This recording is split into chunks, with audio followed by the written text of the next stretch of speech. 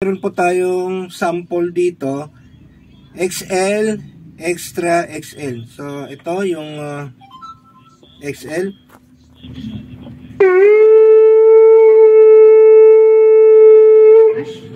Ayan. So ito namang isa, Extra, XL to.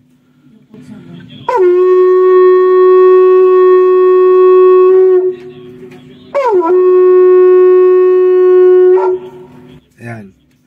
So, ito pa isa. Extra XL naman to. So, recommend ko itong XL or Extra XL.